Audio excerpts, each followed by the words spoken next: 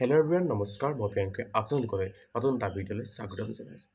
আজি আপোনালোকৰ মাজত যি নম্ৰতা বৰা যি দুৰ্ঘটনাগ্ৰস্ত হৈ মৃত্যুবৰণ কৰে তাৰ আলম লৈ আজি আপোনালোকৰ মাজত এই ভিডিঅ'টো মই উপস্থাপন কৰিবলৈ লৈছোঁ।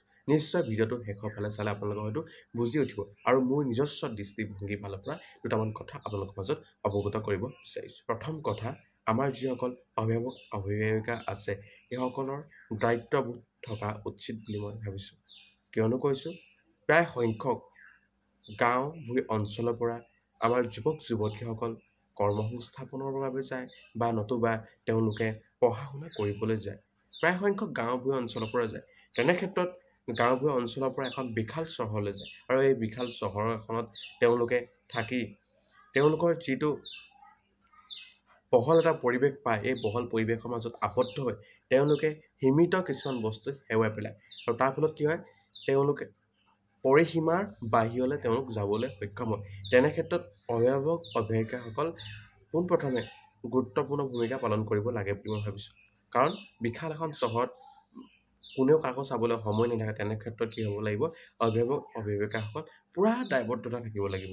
নহ'লে দেখিছে আজি প্ৰায় সংখ্যক গাঁওভূঞ অঞ্চলৰ পৰা যোৱা প্ৰায় সংখ্যক যুৱক যুৱতীৰ ক্ষেত্ৰত তেনেধৰণৰ ঘটনাবিলাক সংঘটিত হোৱা আমি প্ৰায় লক্ষ্য কৰিছোঁ বা আমি দেখি আহিছোঁ। আজি ঠিক সেই নম্ৰতা বৰাৰ লগতো তেনেধৰণৰ হোৱা নাই নেকি, যে তেনেকুৱা হৈছে যেন মোৰ অনুভৱ হয়। কাৰণ কিয় কৈছোঁ, সেইদিনাখনি আছিল আমাৰ 3 জুন আমাৰ যি RCB আৰু পাঞ্জাৱৰ মাজত ফাইনেল খেলখন অনুষ্ঠিত হয়।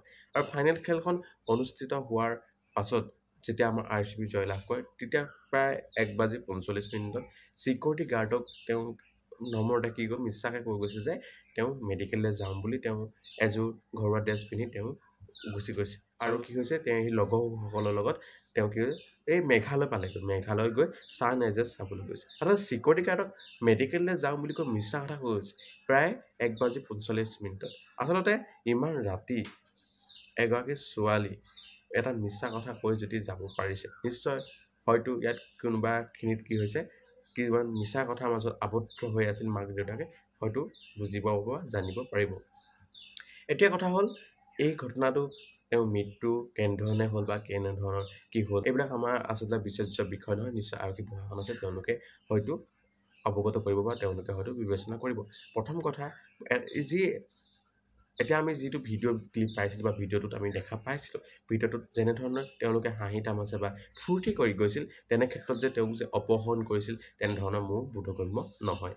এতিয়া মই অভিভাৱকসকলক এটা কথা মই অৱগত কৰিব বিচাৰোঁ যে মোৰ ফালৰ পৰা আপোনালোকৰ যি সন্তান আপোনালোকৰ সেই গুৱাহাটী হেন বিশাল চহৰত পঢ়িবলৈ যায় বা তেওঁলোকে কৰ্মসংস্থাপনৰ বাবে যায়, প্ৰতিদিনে আপোনালোকে দৃষ্টিগোচৰ ৰাখিব আৰু সেই যিটো ফ্লেটত থাকে বা যিটো ৰুমত থাকে, সেই ৰুমৰ তদাৰকটো নিশ্চয় প্ৰায় সংখ্যকক কৰাব বুলি মই ভাবিছোঁ।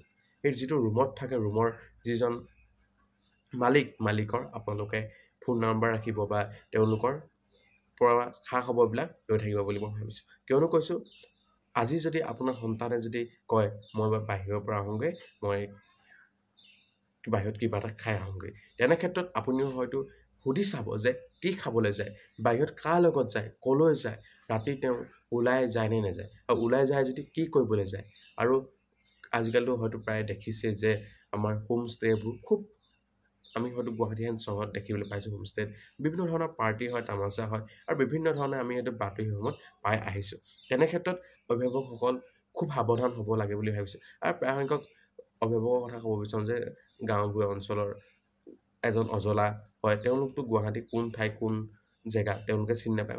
পিতাকে কয় আৰু জীয়েকে কয় আৰু এইডোখৰত আছোঁ, নিশ্চয় মাক বাপেকে সঁচা বুলি ভাবি লয়। সেই ক্ষেত্ৰত কৈছোঁ, পাৰিলে আপোনালোকে যি ঘৰৰ মালিকৰ, ৰুমৰ মালিকৰ নাম্বাৰ লৈ তেওঁলোকৰ আগত ফোন মেলি কৰি আপোনালোকে আৰু সজাগ হ'ব। এই ক্ষেত্ৰত মই এই কথাটো ক'ব বিচাৰিছোঁ যে সকলো সংখ্যক তেনেধৰণৰ নহয়, কিন্তু আজি হয়তো গুৱাহাটী অঞ্চলত প্ৰায় সংখ্যক গাঁওভূঞ অঞ্চলৰ পৰা যুৱক যুৱতীসকলে এনেধৰণৰ বলি হ'বলগীয়া হৈছে। গতিকে মই ভাবিছোঁ অভিভাৱকসকল খুবেই গুৰুত্বপূৰ্ণ ভূমিকা পালন কৰিব লাগিব। সকলো যে যুৱক যুৱতী তেনেকুৱা হ'ব তেনেকুৱা নহয়, কিন্তু প্ৰায় সংখ্যক যুৱক যুৱতী এক বাহিৰা পৰিৱেশত চাটত পৰি কিছুমান এনেধৰণৰ মৃত্যুক সাৱটি ল'বলগীয়া হৈছে। বিশেষকৈ ক'ব গ'লে আপোনালোকে হয়তো কেইদিনমান আগত হয়তো দেখা পাইছিলে যে এখন স্কৰ্পিঅ' বাহন কেনেধৰণে মৃত্যু খাবলৈ লৈছিলে আৰু বিভিন্ন ধৰণৰ হোমষ্টেবিলাকত আপোনালোকে হয়তো দেখা পাইছে বা বাতৰিত হ'ব পাইছে এইবিলাক কথা আমি ক'বলৈ নাযাওঁ মোৰ নিজৰ দৃষ্টিভংগী ফালৰ পৰা আপোনালোকক এই কথাটো অৱগত কৰিব বিচাৰিছোঁ যে আপোনালোকৰ সন্তান যদি সেই গুৱাহাটী বিশাল চহৰত পঢ়িবলৈ যায় বা তেওঁলোক কৰ্মসংস্থাপনৰ বাবে যদি যায় আপোনালোকে পোনপ্ৰথমে আপোনালোকে সজাগ হ'ব আৰু লগতে তেওঁলোক ক'লৈ যায় কি কৰে সকলো সময়তে আপোনালোকে তদাৰক কৰিব বুলি মই ভাবিছোঁ কাৰণ আজি সময়খন বৰ বেয়া সময় আৰু এই সময়কণত আপোনালোকৰ সন্তানক যাতে আপোনালোকে হেৰুৱাব নালাগে বা আপোনাৰ সন্তানক আপোনালোকে সেই দায়বদ্ধতাখিনিৰ মাজতে আবদ্ধ কৰি ৰাখিব লাগে তেনেধৰণে আপোনালোকে বিবেচনা কৰিব পাছত আপোনালোকৰ সন্তানক সীমাৰ আওতাৰ বাহিৰত হৈ যোৱাৰ পাছত আপোনালোকে কিন্তু